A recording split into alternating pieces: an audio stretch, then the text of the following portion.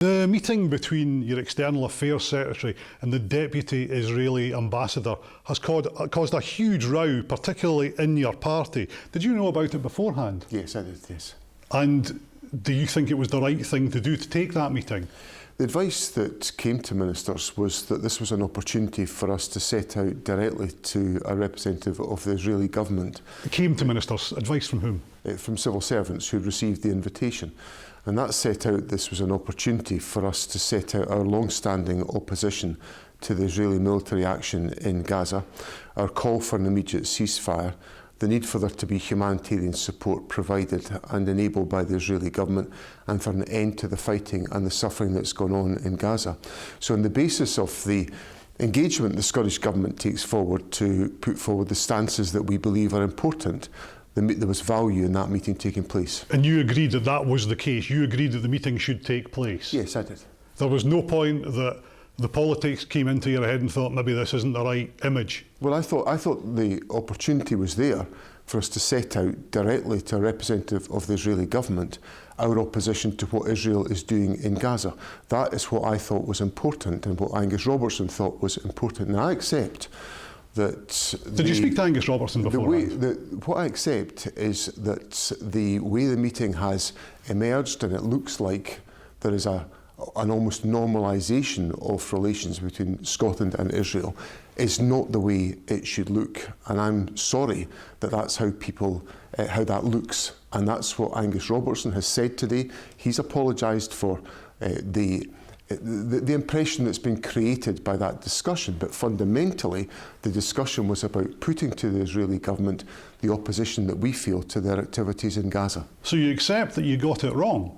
Yes, I do accept that the way in which the meeting comes across as an illustration of a normalisation of relations between Scotland and Israel is not what should be the case. So he got it wrong, he's apologised. Do you think he needs to resign? No, I don't, because I think we've got to accept that some things are embarked upon with the best of intentions, and the best of intentions here was to set out the opposition of the Scottish Government to the approach being taken by Israel in the conflict in Gaza. Do you understand why so many people in your own party, senior figures, some of them, are so angry that the meeting even took place? I understand that. I understand all that's been said about this. But you stand by the meeting taking place? Well, I think it's important that we have to confront a government that is acting in a way that we fundamentally disagree with.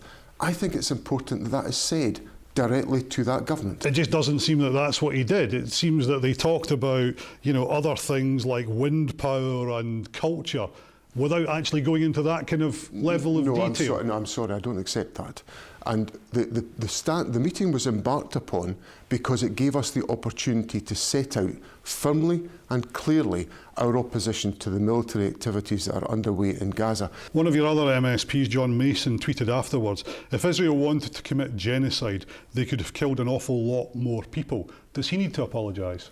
Yes, I think so, and we've obviously taken action to withdraw the whip from John Mason for the statement that he made, because I just can't have the Scottish National Party associated with that kind of remark. I think it's a deeply damaging remark, and I won't have the Scottish National Party associated with it. He said today that he won't apologise, that he stands by what he said. So where does that leave him in your party? Well, does it leave him in your party? Can he stay in your party? Well, the whip is withdrawn from John Mason, and there'll be a process to be undertaken, and the party will go through that process. But I want to make it crystal clear that the comment that John Mason made is wholly unacceptable to me as leader of the Scottish National Party, and I can't have my party associated with it. If he doesn't resign, is there a place for him in a party led by you?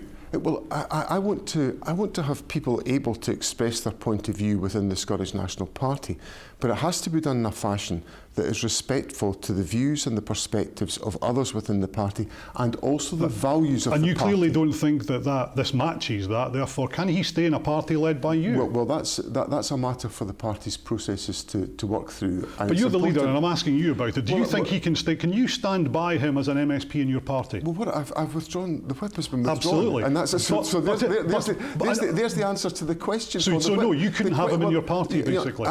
Several questions ago, Colin, I said to you, the whip had been withdrawn. That's a statement of the party's position.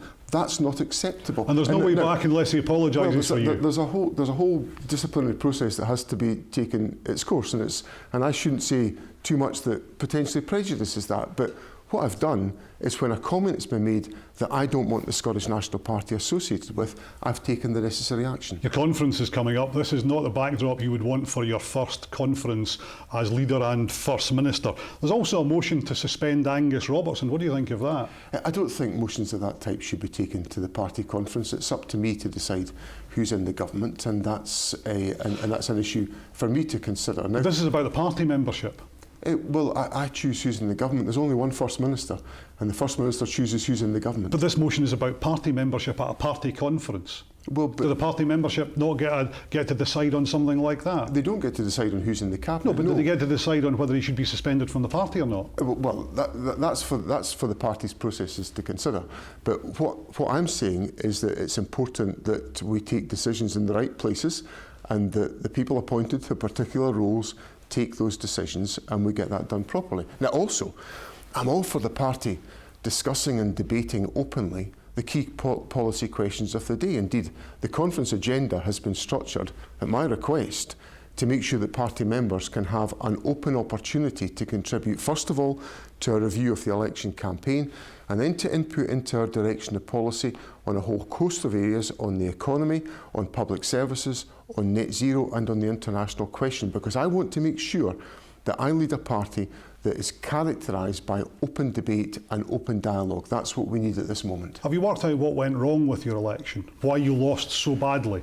I think there's a number of things that have been the focal point of the review that we've carried out of the election, which we've discussed with the party executive. Again, that's important to me, that the party executive has exercised its responsibility to review the election, and this will be shared with the conference later on this month.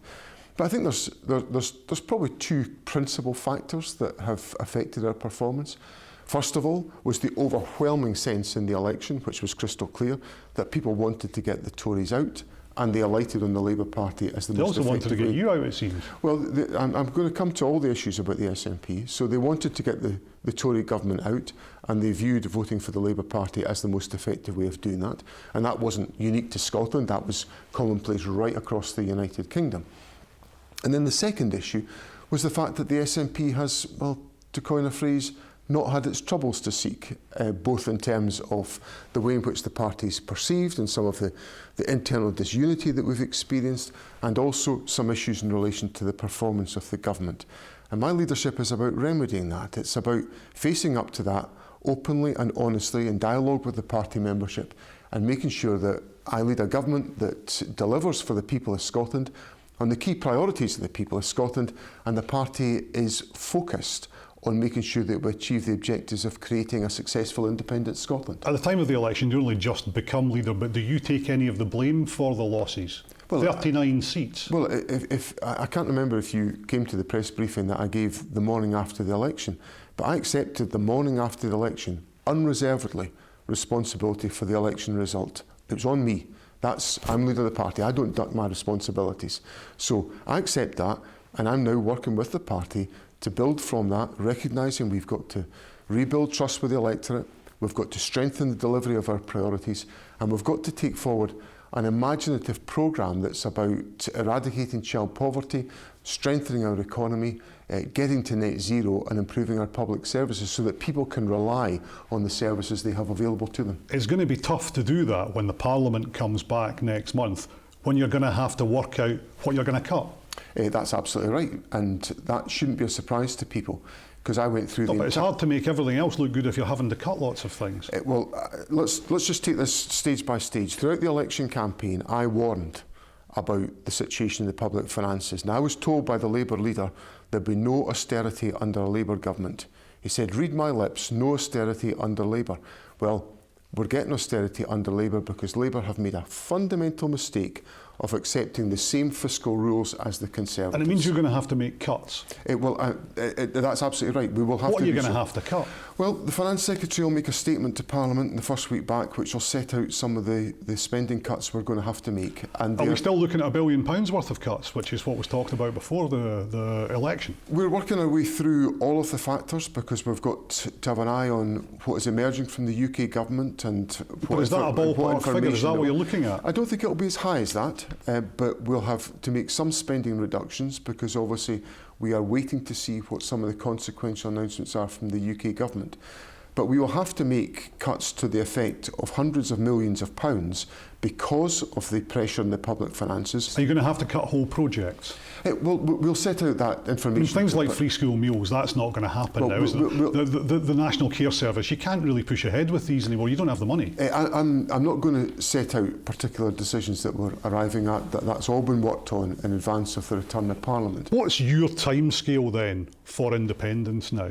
Well, I want to see independence as quickly as I possibly can do, but I've got to accept in the aftermath of the election that we've got to revisit how we argue and how we put forward independence and the urgency around independence. Do you think the election result has put off the prospect of independence? Well, independence is to me the solution to many of the challenges that we face today. Well, what's the timescale? Are you talking 5 years? Are you talking 10 years? Even longer? What do you think? That'll be determined by the people of Scotland. What do you think, also, though? But they're looking to you for leadership on this. Well, yeah, and what they'll get from me is an articulation of the arguments for independence. What's your timescale? What is your timescale? Do you have one? And I will engage with the people in Scotland about the arguments for independence and the necessity for independence. And my job is to make sure that is undertaken as quickly and as effectively as possible. How soon? And that's what I'm focused on. How soon do you think you could do that then? I'm not going to sit here and tell you when the people of Scotland are going to form their views on any particular question. On that basis, it sounds like you don't know. You've got no idea when it's going to happen. It doesn't sound like it's going to happen anytime soon. Well, what I'm going to do is I'm going to work with my party and with wider Scotland to articulate the arguments for independence as to how independence will transform the life chances of people in Scotland and ensure that people in Scotland have the opportunity to move to independence. It's the first time I've had the chance to ask you this since you became First Minister. Do you think you'll be the First Minister to lead Scotland to independence? Yes, I do. Well, in that case, give us a time scale. Well, how long are you going to be First Minister, do you think? I'll deliver independence for the people of Scotland and I'll work with the people of Scotland to win that argument. John Swinney, First Minister, thanks for joining us in Scotland tonight.